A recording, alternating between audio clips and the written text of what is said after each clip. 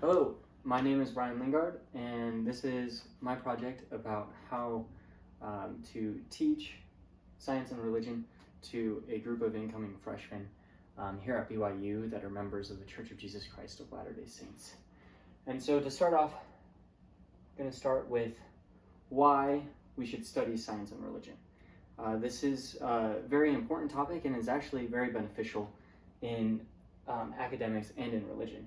So to start off, from our textbook that we read in class, it says, the relation of science and religion offers a richer and grander vision of our world and humanity than is possible for either of the dialogue partners on their own. This is pretty much saying that there are questions that science can't answer and there's questions that religion can't answer. But when you take the two together, you can get a bigger picture and understand things on a deeper level. And gain better understanding for the world and the universe on a whole. There's been a study in Europe that they introduced this course called Science and Religion in Japan that focused on the introduction of science and various religions in Japan, and it was an interdisciplinary course that analyzed how these things affected the students and helped them to develop into better engineers.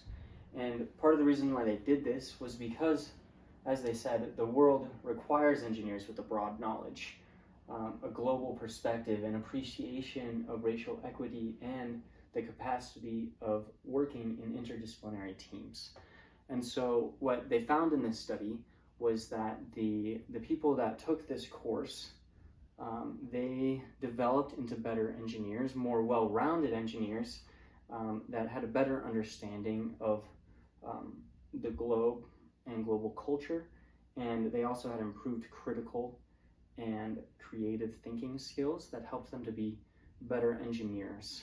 And so by addressing this question of science and religion, we can actually become better scientists.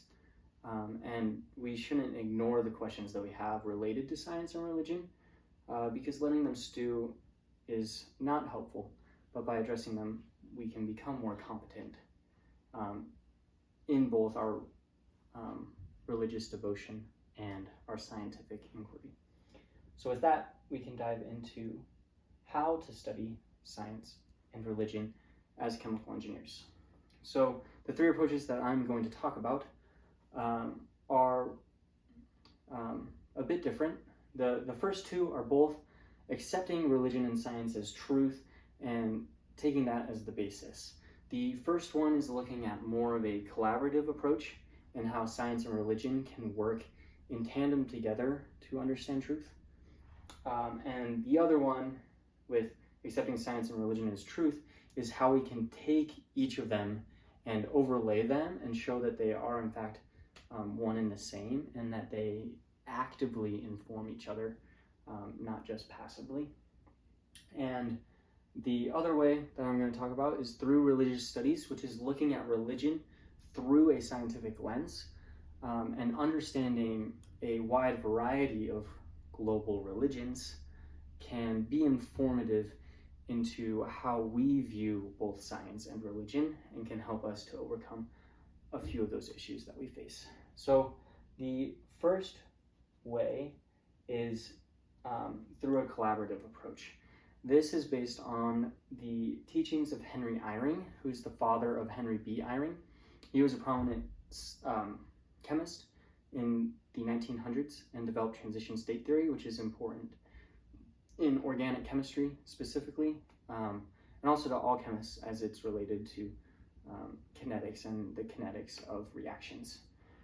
And so he was of the LDS faith, and he published this book that detailed his personal thoughts and experiences and what his viewpoints were on religion and science. And in essence, what he was saying was that both are, as it says here, both are concerned with the eternal verities of the universe. They both seek after truth. And because both are trying to answer and find truth, they both contain truth. And in this collaborative way, science and religion can be used as complementary things that both describe the universe and can help us to gain a deeper understanding. Slightly different than that is the spiritual physics of light. In this book, Aaron D. Franklin, who's a professor of electrical and computer engineering and a professor of chemistry, he takes an integrative approach. He takes what's said in the scriptures in a more literal sense and takes what our current understanding of physics is, specifically the physics of light, to understand all these scriptures that address the topic of light. For example, the light of Christ could be a literal spiritual light that emanates from Christ that each of our spirits is a receptor of. And so by modeling and showing that the physical physics of light can be used to understand how a theoretical spiritual light could work. And so he presents a lot of various theories in this book, but he does a really good job of being grounded in the doctrine of Jesus Christ and explaining how all of the things that he presents are just theories, and that a complete understanding of the gospel is not reliant on these theories, but on the core doctrine of Jesus Christ, which is very helpful for anyone that is struggling, but would also like to learn a little bit more about how science and religion can work together. The third way that I'm going to talk about is religious studies. In religious studies, they take a scientific approach to understanding religion, not just our religion, but all religions. And I learned about this in my world religions class, which has been really informative and has helped me to gain an appreciation globally for different religions, but also to see how they view social situations and science in a different way. And learning about the various ways that religion and science are viewed is very helpful for me to understand my personal beliefs about science and religion. And so as it says here, religious studies is the studying of religion scientifically, and that it requires close observation, careful thinking, defining important terms, and developing explanations for what we observe. And so when you look at science and religion through a religious studies perspective, it relies a lot more heavily on the science of it and doesn't necessarily look at religion as truth. But as somebody that believes in religion, learning about these different things can be very insightful and helpful in gaining a deeper understanding for ourselves.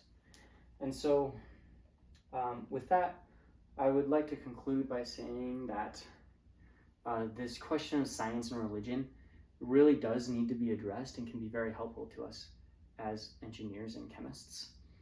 And I'd like to leave you with this quote from President Nelson that said, when he dedicated the Life Science Building, he said, "There is no conflict between science and religion. Conflict only arises from an incomplete knowledge of either science or religion or both." And so, as we can see from President Nelson,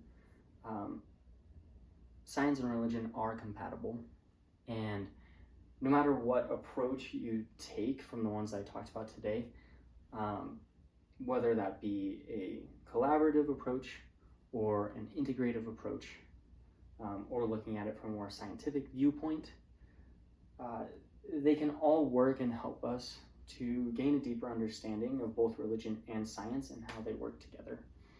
And so I would just like to invite you as incoming freshmen to look to the teachings of our prophet and the teachings of various members of the Church of Jesus Christ of Latter-day Saints, and gain a testimony for yourself of how science and religion work together. And for future reference, you can dive into any of the books that I've talked about today, but there's also this book called Science, Religion, and Mormon Cosmology that I have not personally read, but I hear is very helpful in addressing this topic. So thank you. Are there any questions?